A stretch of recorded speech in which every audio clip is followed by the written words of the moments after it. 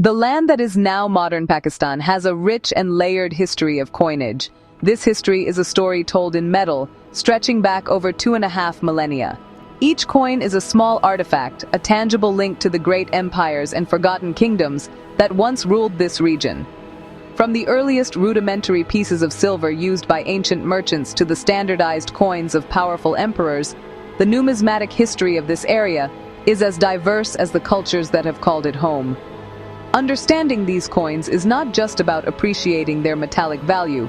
It is about deciphering the economic, political, and artistic narratives of the past.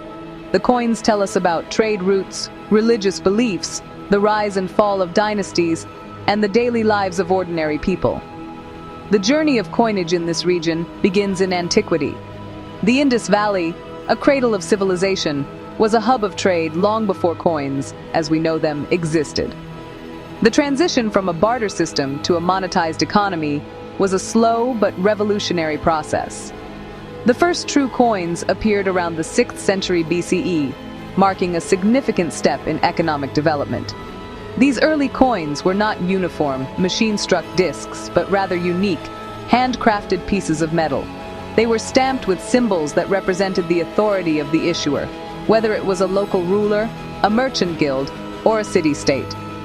This tradition of using symbols to guarantee the weight and purity of the metal set the stage for all future coinage. Following these early experiments, the region saw a succession of powerful empires, each leaving its own distinct mark on the local currency. The Mauryans introduced a more standardized system of punch-marked coins that circulated across a vast territory. Then came the Indo-Greeks, who brought with them the Hellenistic tradition of realistic portraiture, creating coins that are still considered masterpieces of numismatic art.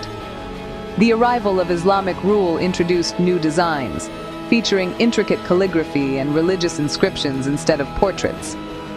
The Mughals later elevated coin-making to a high art form, producing beautiful and complex pieces in gold, silver, and copper.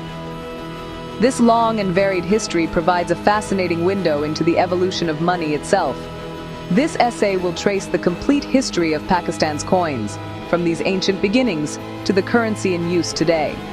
We will explore the various periods, examining the materials, designs, and historical context of the coins that were used. We will look at the simple silver bars of the Achaemenid period, the detailed portraits of the Greek kings, the elegant calligraphy of the sultans, and the standardized issues of the British Raj. Finally, we will arrive at the coinage of independent Pakistan, from its first issues in 1948 to the coins circulating today. This journey through time offers a unique perspective on the history of a nation, captured in the small, enduring objects that have passed through countless hands. Before the invention of coins, trade in the Indus Valley and surrounding regions was conducted through barter. People exchanged goods and services directly. A farmer might trade a sack of wheat for a clay pot, or a craftsman might exchange a tool for a piece of cloth. This system worked for simple, local economies, but it had its limitations. It required a double coincidence of wants, meaning both parties had to have something the other desired. As trade networks expanded and became more complex, a more efficient medium of exchange was needed. This led to the use of precious metals like silver and gold, which were valued for their rarity and durability. Initially, these metals were traded by weight, a cumbersome process that required scales for every transaction. The first objects that can be considered true coins in the region appeared around the 6th century BCE. These early coins emerged during the time of the Achaemenid Persian Empire, which controlled parts of the Indus Valley. Known to numismatists as bent bars or bar coins, these were elongated pieces of silver, typically of a standard weight. They were made by media group, silver sheet being cut into strips, tools, cutting ancient metal sheet stock distribute equally, cutting a strip from a larger silver sheet, and then stamping it with one or more punches. The marks, often geometric patterns or sun-like symbols, served as a guarantee of the coin's weight and purity. The act of punching the metal often caused the bar to bend slightly, giving these coins their distinctive name. These bent bar coins were primarily associated with the ancient kingdom of Gandhara, a major center of trade and culture, located in what is now northern Pakistan and eastern Afghanistan.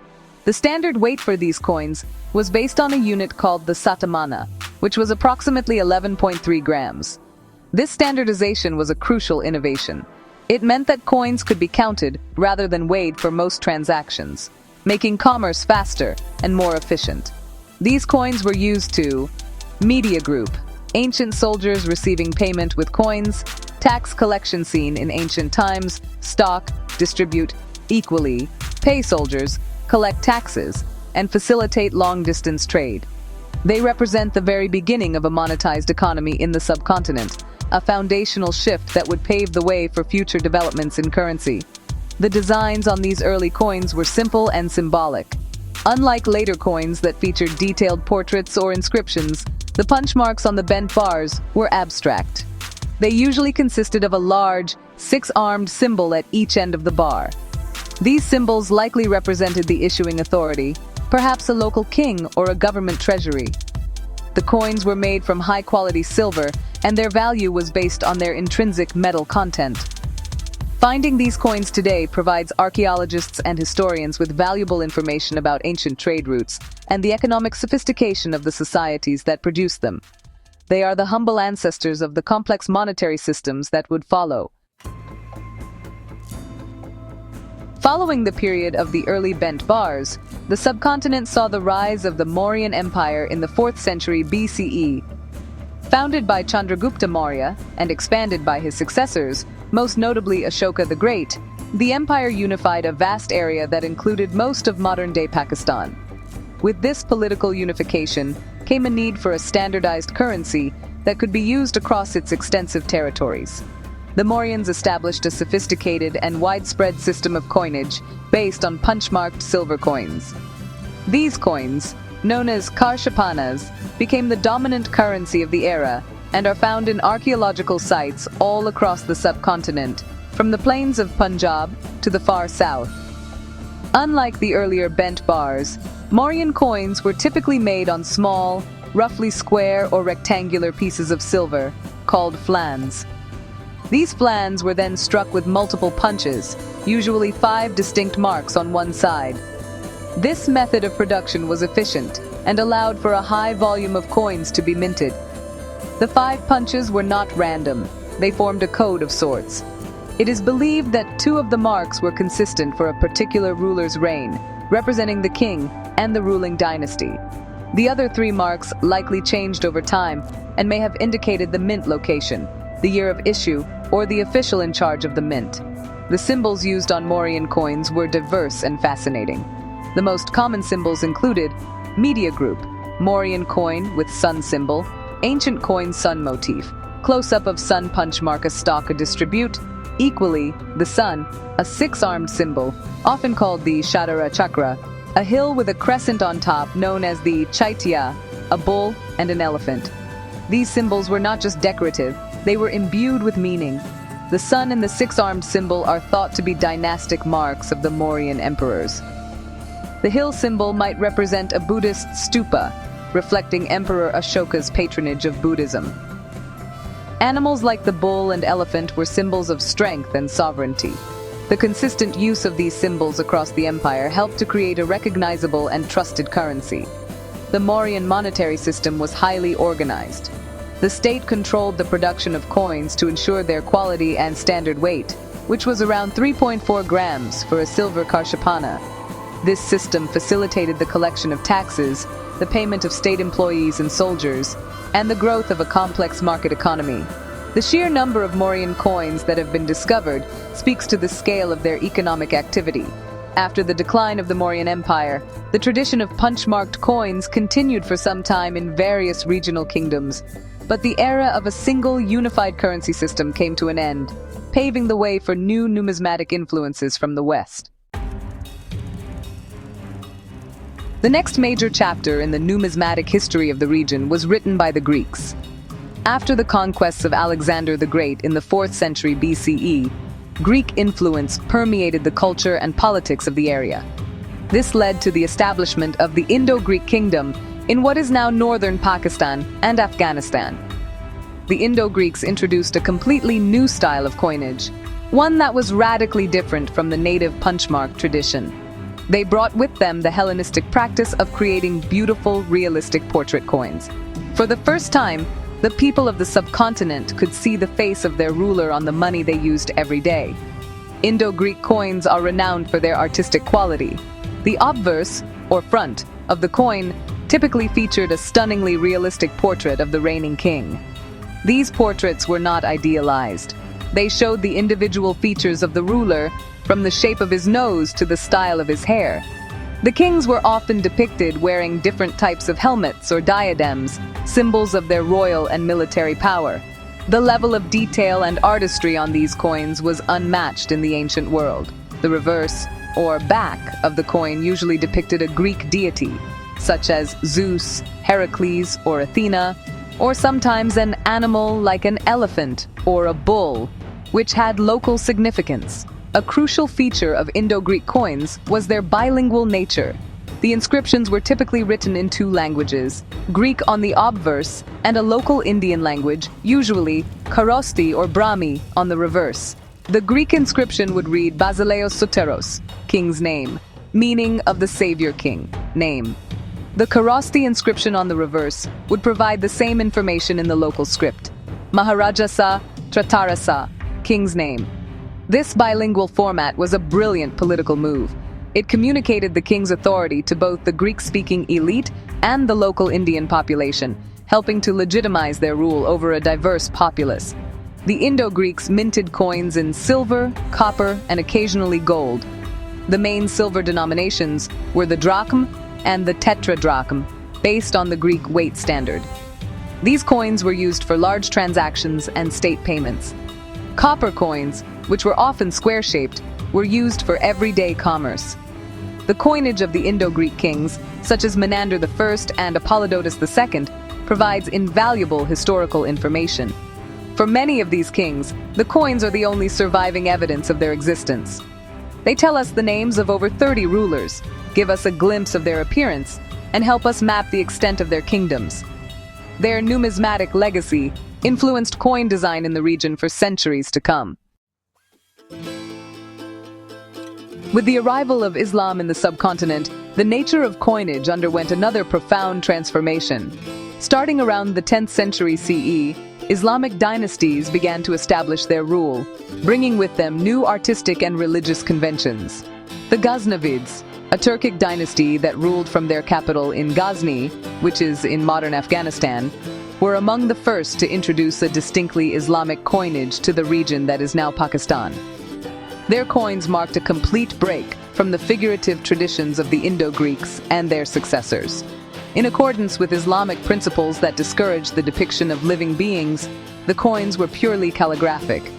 Ghaznavid coins, primarily minted in gold, called dinar, and silver, called dirham, were works of calligraphic art. Instead of portraits of rulers, the coins were covered with inscriptions in elegant Arabic script. The obverse typically featured the kalima, the Islamic declaration of faith. There is no God but Allah, and Muhammad is his messenger. The reverse would contain the name and titles of the ruling sultan, along with the name of the Abbasid Caliph in Baghdad, acknowledging his nominal spiritual authority over the entire Islamic world. The coins also included the name of the mint city and the year of issue according to the Islamic Hijri calendar, providing precise historical data. Following the Ghaznavids, the Delhi Sultanate was established in the 13th century, extending its rule over large parts of northern India, including the territory of Pakistan. The Sultans of Delhi continued and expanded upon the calligraphic tradition of coinage. They issued a standardized currency of gold tankas, silver tankas, and bilon jitals, which is a mixture of silver and copper. The designs remained centered on inscriptions, but some rulers introduced innovations. For example, Sultan Iltutmish was one of the first to issue the pure silver tanka, which became the standard for centuries. Some coins from this period also feature inscriptions in both Arabic and the local Nagari script. One of the most famous and, honestly, controversial innovators in the coinage of the Delhi Sultanate was Muhammad bin Tughlaq in the 14th century. He is known for his experiment with token currency. Faced with a global shortage of silver, he issued brass and copper coins that were declared to have the same value as gold and silver coins. The plan was brilliant in theory, but failed in practice because the state could not prevent widespread counterfeiting. People began to mint their own brass coins in their homes, leading to hyperinflation and, well, the collapse of the token currency system. This historical episode, documented through the surviving token coins, serves as a powerful lesson in monetary policy. The establishment of the Mughal Empire in the 16th century heralded a golden age of art and architecture, and this artistic excellence was fully reflected in their coinage. The Mughals refined the existing system of currency, creating one of the most beautiful and complex numismatic traditions in world history. Their coins were not merely tools for commerce. They were expressions of imperial power, wealth, and sophisticated taste. The emperors took a personal interest in the design and production of their currency, resulting in coins of exceptional quality and variety. The standard Mughal currency consisted of the gold mohur, the silver rupee, and the copper dam. Mughal coins are celebrated for their exquisite calligraphy and intricate designs. Under the early emperors like Babur and Humayun, the coins followed the standard Timurid and Sultanate patterns, featuring the Kalima and the ruler's name. It was Emperor Akbar the Great who truly revolutionized the coinage. He introduced a variety of new designs, including coins with decorative floral patterns, geometric borders, and beautifully rendered Persian couplets that praised the emperor. He also issued a series of Ilahi coins that replaced the Hijri calendar with a new dating system he created, reflecting his unique religious and philosophical ideas. Perhaps the most famous and artistically ambitious Mughal coins were those issued by Emperor Jahangir. Breaking with Islamic tradition, Jahangir issued a series of remarkable portrait coins. These gold mohurs depicted the emperor seated on a throne, holding a goblet of wine, or with a halo around his head, a symbol borrowed from European art to signify his divine radiance. Even more famous are his zodiac coins. For each month of the year, he issued gold and silver coins that replaced the month's name with the corresponding sign of the zodiac, such as a lion for Leo or a ram for Aries.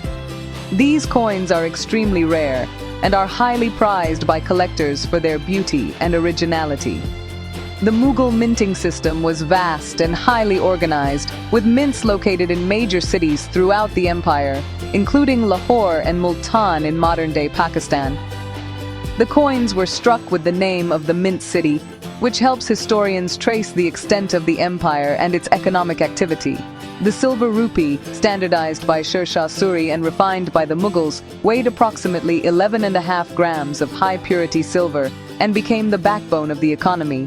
This coin was so reliable and popular that its standard was later adopted by the British, and its name, the rupee, continues to be used for the currency of Pakistan and India today.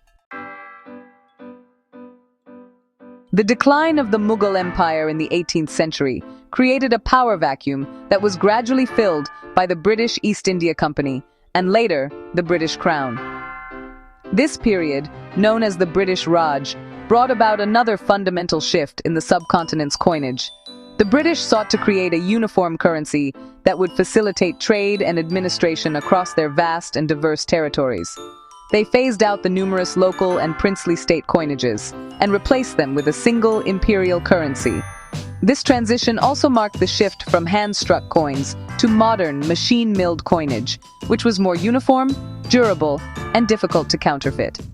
The first major step towards a uniform currency was taken in 1835. The East India Company introduced a series of coins with the portrait of the British monarch, King William IV, on the obverse. This was a significant departure from the aniconic Islamic tradition and a clear statement of British sovereignty. The reverse of these coins featured the denomination written in English and Persian. The primary denominations were the silver rupee, along with its fractions, 1/2, 1/4, and 1/8 rupee, and copper coins for smaller values. The weight of the silver rupee was fixed at 180 grains, which is approximately 11.66 grams of 91.7% pure silver, a standard that would last for over a century. After the Indian Rebellion of 1857, the administration of India was transferred from the East India Company directly to the British Crown. From 1862 onwards, coins were issued in the name of the reigning British monarch, starting with Queen Victoria. These coins, often referred to as Victoria Empress coinage, became the standard currency across the subcontinent. The design featured a portrait of the Queen on the obverse, with her title Queen Victoria, and later Victoria Empress. The reverse stated the denomination and the year of issue. This basic design format, featuring the monarch's portrait, continued through the reigns of Edward VII, George V, and George VI, right up to the time of independence. The materials used for the coins also evolved during the British period. While silver remained the standard for the rupee, its purity was reduced to 50% in 1940 due to the economic pressures of World War II. The copper coins were eventually replaced by bronze and later by nickel brass. The introduction of nickel for the Anna denominations in the early 20th century was another important development. These machine-made coins, with their uniform size, weight, and reeded edges, represented the industrial power of the British Empire and laid the technical groundwork for the national currencies that would follow after 1947.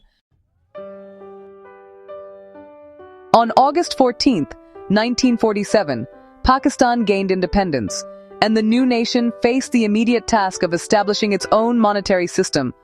In the beginning, as a temporary measure, Pakistan continued to use the existing British Indian coins. To distinguish them for use within Pakistan, the government did not modify the coins themselves, but overprinted British Indian banknotes with the words, "Government of Pakistan." The first truly Pakistani coins were not issued until 1948. These coins were a crucial symbol of the country's newfound sovereignty and national identity. They were designed to reflect the cultural and artistic heritage of the new state. The first series of Pakistani coins, issued from 1948 to 1952, was based on the old British Indian denominations. The system consisted of 1 rupee, which was divided into 16 annas, and each anna was further divided into 4 pice or 12 pi. The coins were minted in various metals. The 1 rupee, half rupee, and quarter rupee were made of nickel, while the lower denominations like the 2 annas, 1 anna, and half anna were made of cupro-nickel. The smallest denomination, the 1 pice coin, was made of bronze. The designs of these coins were a deliberate break from the British past. Instead of a monarch's portrait, the obverse featured the crescent moon and star, a powerful symbol of Islam and the new nation. The reverse designs of the 1948 series were rich in symbolism. The 1 rupee coin featured a magnificent tugra, an intricate calligraphic monogram of the words Hukumati Pakistan, which means Government of Pakistan, set within a wreath of floral patterns inspired by Mughal art. The lower denomination coins also featured beautiful designs, such as the crescent and star above a wheat wreath, symbolizing agriculture and prosperity. The inscriptions were in Urdu, the national language, as well as in English. This first series successfully established a distinct numismatic identity for Pakistan, blending Islamic artistic traditions with modern national symbols. In 1961, Pakistan took a major step to modernize its currency by adopting a decimal system. This was a significant change for the public, who were accustomed to the old 16 anna system. The rupee was now divided into 100 paisa. A new series of coins was introduced with denominations of 1, 5, and 10 paisa. Initially, the word paisa was written as Naya paisa, or new paisa, to distinguish it from the old pice. The Naya was dropped from 1964 onwards. These new coins featured designs that continued to celebrate Pakistan's heritage and aspirations, including depictions of the Khyber Pass, a sailing dhow, and the Badshahi Mosque, connecting the currency to the nation's geography and history. Throughout the latter half of the 20th century and into the 21st, Pakistan's coinage has continued to evolve in response to economic changes, particularly inflation. Over time, the lower denomination paisa coins became obsolete as their metallic value surpassed their face value. The 1, 2, 5, and 10 paisa coins were gradually demonetized. By the early 2000s, the 1 rupee coin, once the highest value coin, had become the lowest denomination in circulation. In response, the State Bank of Pakistan introduced new, higher value coins. A 2 rupee coin was introduced in 1998, followed by a 5 rupee coin in 2002, and most recently, a 10 rupee coin in 2016. The designs of modern Pakistani coins continue to reflect national symbols. The current circulating coins, the 1, 2, 5, and 10 rupees, all feature the crescent moon and star on the obverse. The reverse designs are simple, yet symbolic. The 1 and 2 rupee coins depict the Badshahi Mosque in Lahore, a masterpiece of Mughal architecture. The 5 rupee coin shows a simple, stylized crescent and star.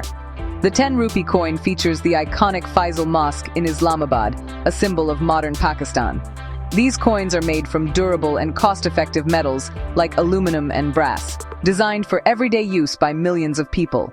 For numismatists and collectors, Pakistani coins offer a rich and accessible field of study. Commemorative coins, issued to mark significant national events or honor important personalities like the nation's founder, Muhammad Ali Jinnah, are particularly sought after. These special issues often feature unique designs and are minted in limited quantities, increasing their collector value. Older coins, especially those from the early years of independence or the rarer Mughal and Indo-Greek periods, can be quite valuable. The condition of the coin plays a crucial role in its value. A well-preserved, uncirculated coin is always worth more than a worn one. Collecting these coins is a way to hold a piece of Pakistan's history in one's hand. Looking to the future, the very concept of physical currency is being challenged by the rise of digital payments and cryptocurrencies. As of 2025, Pakistan has emerged as a major player in the global cryptocurrency market, ranking high in grassroots adoption. While the government and the state bank are still formulating their long-term policy on digital currencies, it is clear that the way people transact is changing rapidly. It remains to be seen what role physical coins will play in an increasingly digital economy. However, regardless of what the future holds, the coins of the past will forever remain as enduring testaments to the long and fascinating history of the land and its people.